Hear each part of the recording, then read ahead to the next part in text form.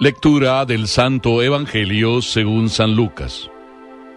Cuando llegó el día fijado por la ley de Moisés para la purificación, llevaron al niño a Jerusalén para presentarlo al Señor.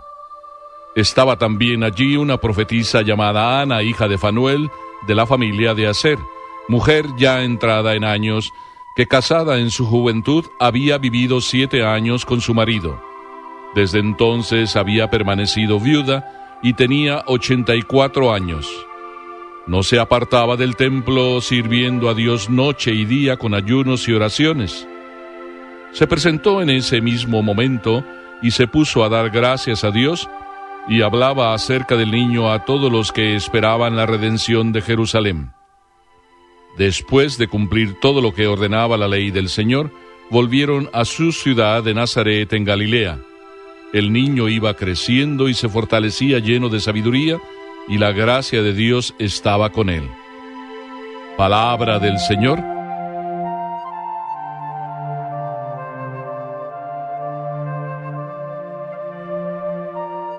No cabe duda, y lo repito una y otra vez, no cabe duda que la fidelidad se teje en la oración. Así podíamos titular este evangelio. Y cuando estoy diciendo esto, acordándome, a mi mente me viene aquella historia, aquella lectura que un buen día hice sobre un libro que ustedes todos conocen, el libro del Principito, que es un libro que a veces se les da a leer a los niños, pero que realmente es un libro para adultos. Y en ese libro el autor, allá por el capítulo 21, en un diálogo entre el zorro y el Principito, se da esa conversación en la que el uno al otro quieren hacer amistad y perseverar en esa amistad, y el zorro le dice: si quieres domesticarme. ¿Y qué es domesticar? Si quieres domesticarme es la palabra que le dirige el zorro para que de verdad se haga entre los dos una verdadera amistad. Y al final de la conversación el zorro termina diciéndole: la verdadera realidad se conoce con el corazón, se ve con el corazón. Y es desde ahí, desde donde yo he pensado, la verdadera fidelidad se teje en la oración y, por supuesto, se teje en el corazón. Y así como estoy diciendo, esta frase me viene cuando este texto del Evangelio de hoy empiezo a leerlo y digo: ¿cuándo llegó el día fijado por la ley de Moisés para la purificación? Es decir, se trata de la presentación del niño Jesús. Estamos todavía en Navidad, escuchando los aleluyas de la Navidad. ¿Cuándo llegó el día fijado por la ley? ¿A qué te suena esto? Estamos pisando terreno sagrado. Entonces, María y José, ubiquémonos bien, se encuentran con su niño y están en esa historia que sigue tejiéndose en el corazón de María. María le daba vueltas en el corazón a todo lo que sucedía, y José más o menos lo mismo. Pero ¿a qué le dan vueltas también en el corazón José y María, estos personajes primeros que están como aquí ocultos detrás de este evangelio? Le dan también vueltas a la ley. Se trata de cumplidores fieles de la ley. Nadie les está presionando a que cumplan la ley. Nadie les está forzando. Es desde su propio corazón, un corazón mariano que le da vueltas a las cosas en su corazón, un corazón, ¿cómo le llamaremos? Paternal, el de José, que también un hombre justo que sabe vivir la ley desde el corazón. Y ahí en su corazón tejiéndose la oración que le dirigen a Papá Dios y la oración que tejen en su fe a aquel niñito que lo ven tan indefenso, pero que creen, van a llevarlo al templo para presentarlo. Un acto de fe, un acto de amor, nacido desde la profundidad de su oración. ¿Quieren ser fieles a la ley? ¿Es igual que tú? Para hacer una aplicación concreta en el día de hoy, muchas veces nadie te está presionando para que lleves a tu hijo a bautizar, y sin embargo, lo llevas. ¿Por qué? Porque tu mamá, tu abuelita te está presionando, porque los vecinos te están presionando, porque ya te salió algún padrino, algún compadre que quiere decirte, oye, ¿no me vas a dar a bautizar a tu hijo? ¿No me vas a dejar ser padrino de tu hijo? Nada de eso hay en María y en José. Simplemente desde su propio corazón quieren ser fieles a la ley de Dios. Quieren cumplir un acto de fidelidad, responder desde su propia convicción, desde su propio corazón, desde su propia sencillez a lo que Dios les pide. Qué hermoso que cada uno de ustedes, hijos míos, llevaran a sus hijos desde pequeños a presentarlos al Señor, a bautizarlos, y respondieran desde su propio corazón, desde su propia convicción, desde su propia oración, con sencillez a lo que Dios les pide. Dios les da a sus hijos y Dios quiere que sus hijos sean devueltos a Dios, y se los devolvemos cuando los convertimos en el acto del bautismo en verdaderos hijos de Dios. Nada de que yo vengo, así me dijo un señor, yo vengo, padre, a que le saque los cuernos a mi hijo. Nada de eso. A veces quien dice esas cosas, habría que pensar si él es el que necesita que le quiten los cuernos porque él es el primero como que quiere hacer de demonio.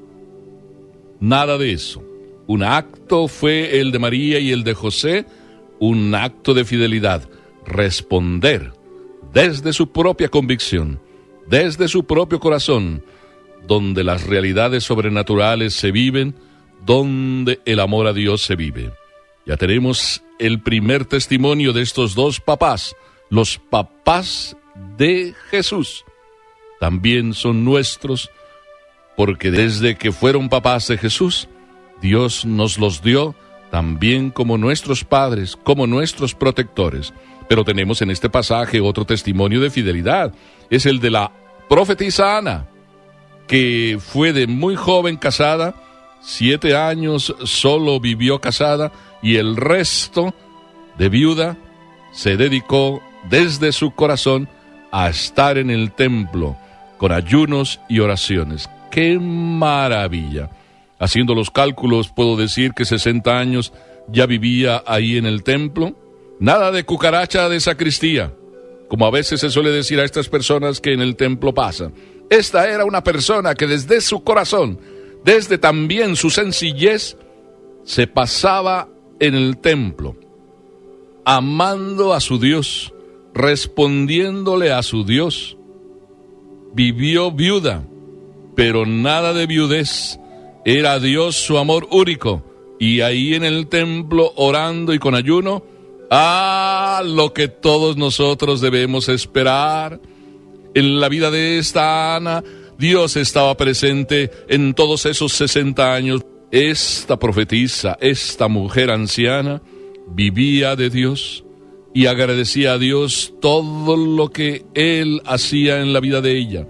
¿Agradecemos a Dios todo lo que Dios hace en nuestras vidas? O a lo mejor nos quejamos de que no tenemos lo que nosotros queremos y queremos que Dios haga lo que nosotros queremos en nuestras vidas. Esta persona, dice el Evangelio, esta profetisa, esta Ana, anciana, profetisa, ¿qué hacía? 2 cosas muy importantes que podemos hacer nosotros. Agradecía a Dios. Agradecía a Dios todo lo que de Él recibía día con día. Su oración era la respuesta fiel de gratitud a Dios. ¿Oramos para agradecer a Dios nosotros? ¿Cuántas veces nuestra oración más bien es pedir, pedir, pedir, pedir, pedir? No sabemos ver cuántas cosas recibimos por las cuales tenemos que dar gracias. Yo muchas veces pregunto, ¿rezamos al levantarnos? ¿Rezamos al acostarnos? ¿O pensamos que el día tenía que dársenos porque tenía que dársenos, cuando en realidad cada día es un regalo? ¿Agradecemos al final del día? ¿O a lo mejor vivimos, perdóname que te lo diga, como animalitos que no sabemos ni qué está pasando con nuestras vidas? Esta Ana agradecía, y 60 años o casi, o promedio 60 años llevaba agradeciéndole a Dios, toda una vida de gratitud. Esa era su forma de ser fiel. Y otra forma, aquí nos dice el Evangelio, era avisar, proclamar que la redención que se esperaba en aquel tiempo se estaba realizando. Acerca de este niño se puso a hablar por doquier, porque la esperada redención estaba siendo una realidad. ¿Tú no crees que hoy la redención está realizándose? Hemos vivido y estamos viviendo todavía esta Navidad. ¿Sigue Dios naciendo en los corazones? O mejor dicho, ¿sigue Dios queriendo nacer en los corazones? Por supuesto, pero solo en los que lo reconocen, solo en los que le son fieles, solo en los que esperan la redención con corazón abierto. Los fieles en la oración descubren la presencia de Dios. Los fieles en la oración responden a Dios. Por eso el Papa nos decía en estos días que es en este mundo tan necesitado de silencio, es en este mundo que en el silencio Dios llega, es en este mundo que en el silencio le responde a Dios. Qué hermoso que esta Ana nos dé ejemplo. En la oración, en el silencio, se disfruta de la redención, se disfruta de la presencia de Dios, se disfruta del amor de Dios. Y ya finalmente, para hablar del tercer y más importante personaje de este Evangelio, nos dice este Evangelio que una vez que José y María cumplieron todo lo que ordenaba la ley, acuérdate, empezó el Evangelio diciendo: llegado el día fijado por la ley, llevaron al niño a presentarlo.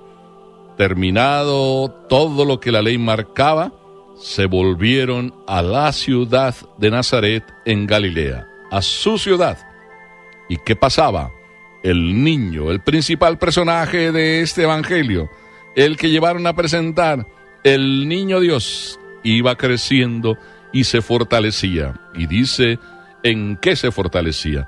En sabiduría y en gracia de Dios. Estaba la gracia de Dios en él, claro. Él era y él es el primero que está respondiéndole a Dios. Su fidelidad y su amor a su Padre, su fidelidad y su amor por nosotros, sigue siendo una realidad. Qué hermoso que nuestra fidelidad sea la respuesta a la fidelidad de Dios. Que nuestro amor sea la respuesta al amor de Dios. Dice por ahí el refrán, amor con amor se paga. Pero también volviendo a lo que decíamos al inicio, la fidelidad a este Dios que nos ama es en nuestro corazón la respuesta desde la oración. Por eso debemos vivir y continuar viviendo estos hechos en este momento de la historia, vivirlos desde la oración, porque es en la oración donde tú tejes tu fidelidad, es en la oración donde todos tejemos la fidelidad. ¡Qué hermoso! Hagamos que nuestro corazón y en nuestro corazón nuestra respuesta se haga una realidad. A la fidelidad de Dios respondemos con nuestra fidelidad. No importa lo pequeña que sea tu fidelidad, Dios te ama y te ama como tú quieres amarle, con tus debilidades, pero con tu corazón abierto. Que el Señor pues nos proteja y nos bendiga a todos. Amén.